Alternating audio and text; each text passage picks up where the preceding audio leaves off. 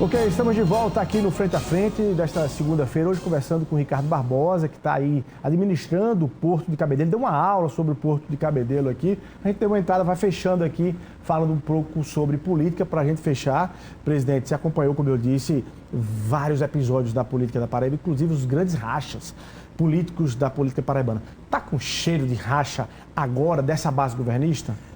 É uma pena, os telespectadores não vão saber agora porque eu vou dizer, mas a gente foi avisado que o tempo estava ali no limite, né? E aí eu iria discorrer sobre as nuances todas de cada episódio desse, e não apenas dos citados por você, mas em todos os processos aí nos últimos 30 anos da vida pública da Paraíba. Até me permita, uma vez, uma das maiores homenagens que eu recebi em toda a minha vida pública. Eu era superintendente da Suplan e pedi uma audiência a doutor Bertrand Asfora, que era o procurador-chefe do Ministério Público em nosso estado. Tinha acabado de assumir, no dia seguinte a assunção dele ao comando do Ministério Público. E eu pedi uma audiência para tratar das barracas de fogos que eu teria que deslocar para a reforma do Almedão.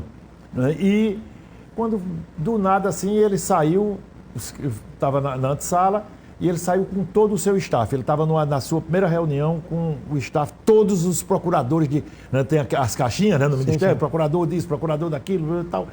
E eram umas 18, 20 pessoas, e ele parou todas assim em pé, eu levantei, abracei, ele me apresentou a todos e disse: olha, eu fiz essa parada aqui para apresentar a vocês a um dos homens mais importantes nos últimos anos na história política da Paraíba. E assim saiu falando, eu não acreditava que tivesse vendo aquilo. Foi uma das coisas mais bacanas que eu vivi em toda a minha vida, foi a generosidade daquele gesto de Dr. Bertrand Asfora, que, né, levarei para o túmulo, né, como uma das coisas mais fortes, mais impactantes da minha trajetória política e pública.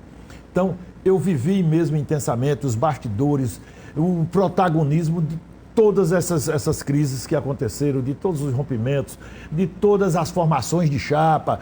Né?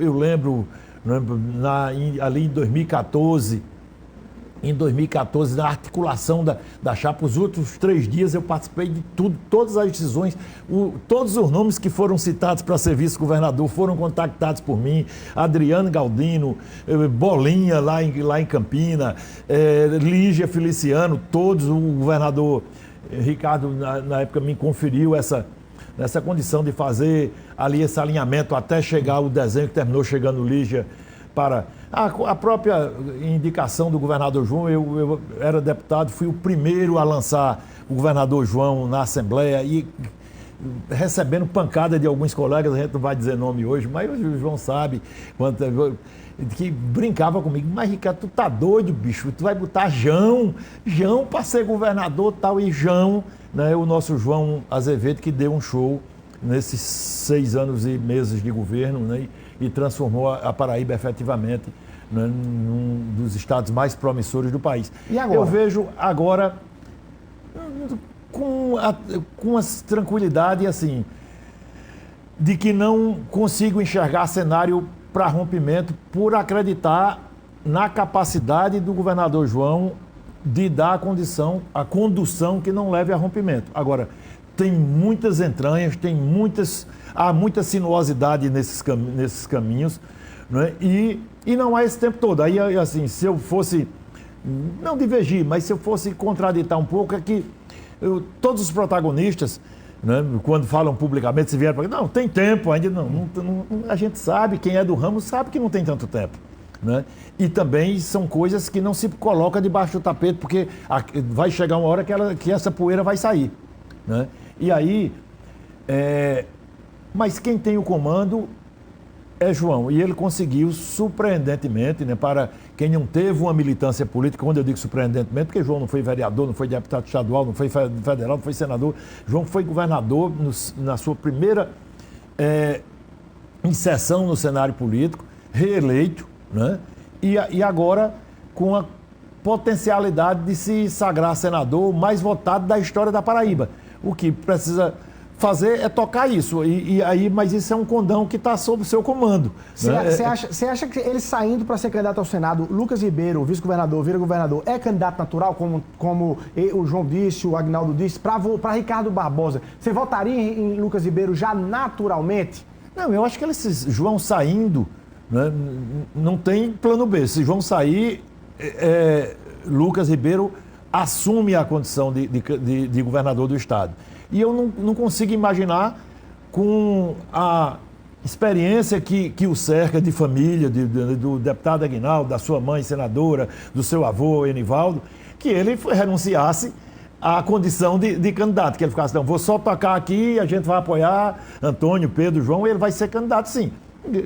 Ganhar é uma outra circunstância. E se estivermos unidos, eu não tenho dúvida que nós seremos vencedores do pleito. Agora, o que permeia, né, são essas outras candidaturas que são legítimas, os outros movimentos de Cícero, o próprio Adriano, um grande quadro, né, Cícero com experiência aí aquilatada ao longo dos seus muitos mandatos, Adriano, das figuras proeminentes da política da Paraíba, e tantos outros que, né, o próprio Hugo Mota, no seu silêncio, né, mercê, inclusive, da importância que tem hoje no cenário nacional e mundial. Então, é preciso, eu não consigo enxergar um rompimento iminente. Há possibilidade de rompimento? Porque há interesses difusos, há interesses diversos e há mais interesses do que espaços. Então, há mais navio do que calado. Do que calado. Agora, o governador João tem tudo, né? Se a gente perder essa oportunidade de dar sequência a esse trabalho efetuado aí por João, né, não terá sabedoria nisso, né? Uma coisa meio,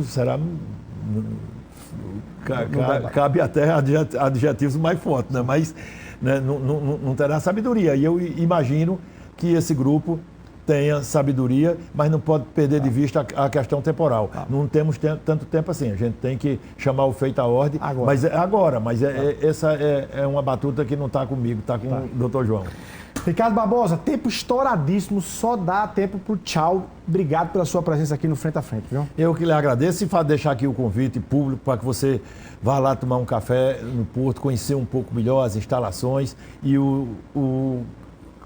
ter mais conhecimento do que nós estamos produzindo lá, até para que você, como um brilhante comunicador, possa, ajudar-nos nessa missão, que é de muitas mãos. Bom demais. Vou levar minhas filhas para elas terem noção daquele espaço ali. Me lembro da primeira vez que fui bem mais jovem, aquela imagem da primeira vez que vi o Porto de dentro e de perto, chama atenção. Todos bem-vindos. Bom demais. Obrigado aí, Ricardo Barbosa. Bom, vamos ficando por aqui. É você o nosso abraço. Obrigado pelo carinho sempre da sua audiência. Até a próxima segunda-feira, se Deus quiser.